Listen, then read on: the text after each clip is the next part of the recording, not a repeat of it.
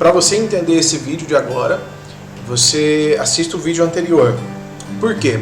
Porque é uma sequência e nós estamos fazendo trechos pequenos para não ficar tão comprido, tão cansativo, mas estamos buscando ser o mais objetivo possível. Então no capítulo 4 de 1 Timóteo, no versículo 6, ele diz assim, transmitindo essas coisas aos irmãos, será bom ministro de Cristo, alimentando com as palavras da fé e da boa doutrina que tem seguido. Rejeita, contudo, as fábulas profanas e de velhas.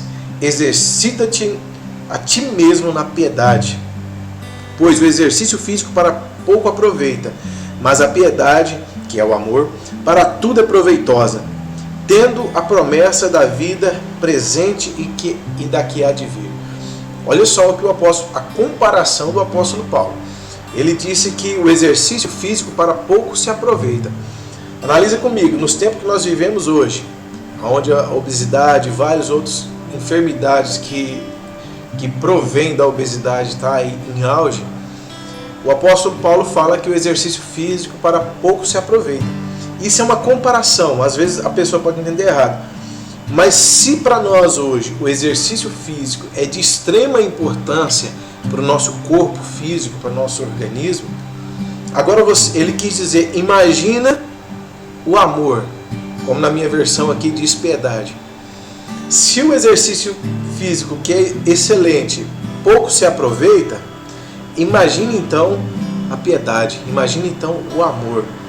Quando nós traçamos essas duas linhas, nós vamos entender que ele está dizendo que aqui para a terra, o que eu fizer aqui para a terra vai ficar para cá.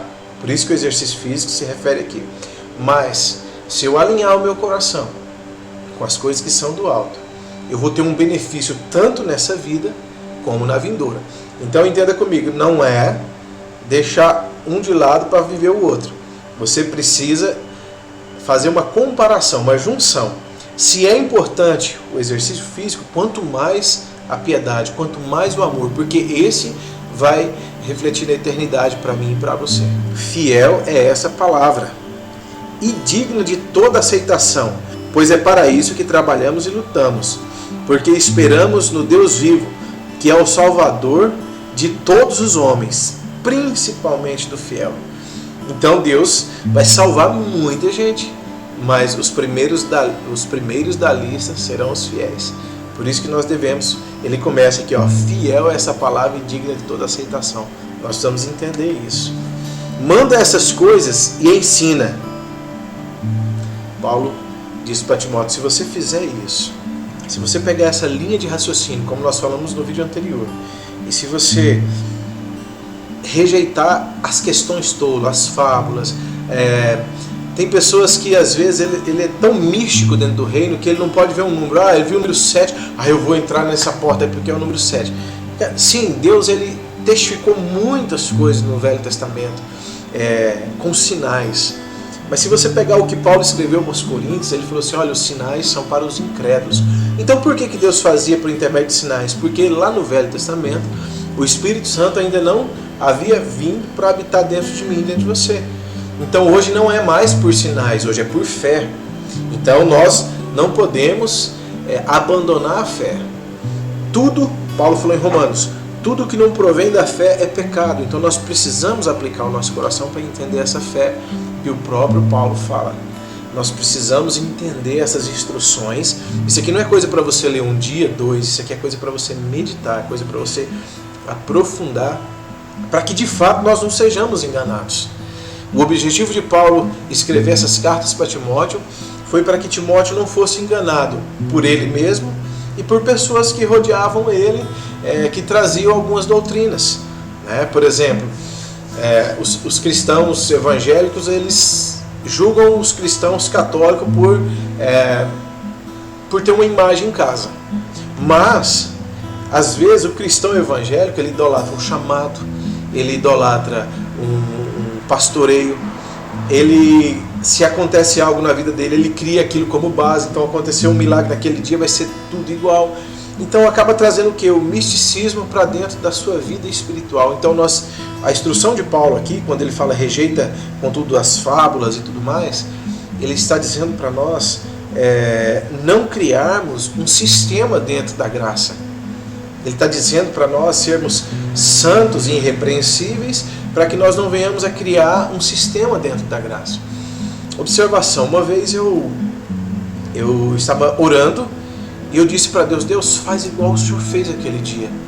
E no meio da oração eu parei e eu tive assim um entendimento. Na oração que eu fiz, eu tive um entendimento que tudo que Deus faz é inédito. Por que Deus tem que fazer igual? Se Ele tem que fazer igual, se eu peço para Ele fazer igual, é porque eu criei uma linha para que Deus andasse em cima dela. Não.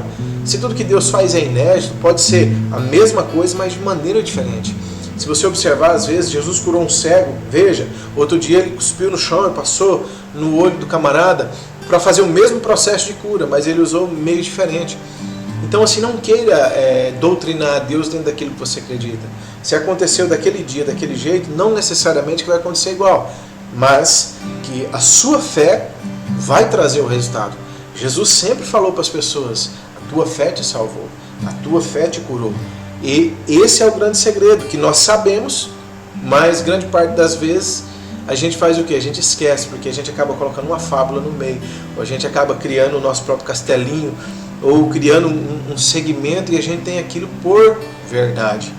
Por exemplo, se você um dia disse assim: se Deus me curar, eu vou dar 200 cestas básicas. E aí você recebe a cura, e aí você fala para todo mundo: ó, Deus me curou porque eu falei que ia dar 200 cestas básicas. Não, Deus te curou pela sua fé, independente se você deu ou não deu. Por exemplo, o que nós enxergamos na palavra? Lázaro. Cara, Jesus caminhou muito para ir até Lázaro e ressuscitá-lo.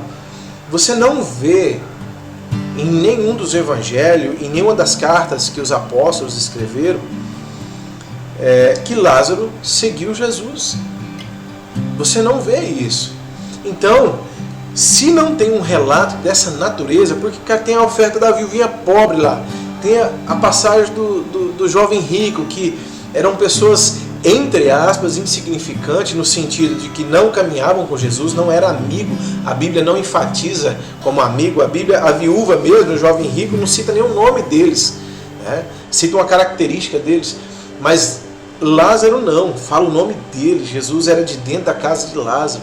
Em nenhum momento você vê uma expressão de Lázaro seguindo Jesus, dando testemunho de Jesus. Em nenhum momento você vê isso. E Jesus ressuscitou. Jesus arrancou ele daquela prisão da morte e trouxe ele para a vida. Então não necessariamente que você vai dizer assim: ah, Deus me curou, então todo mundo tem que dar cesta básica agora. Não, foi um propósito que você fez. E aquele propósito gerou fé dentro de você. Você não pode criar uma religião disso. Servir os outros é um mandamento. Isso chama-se caridade.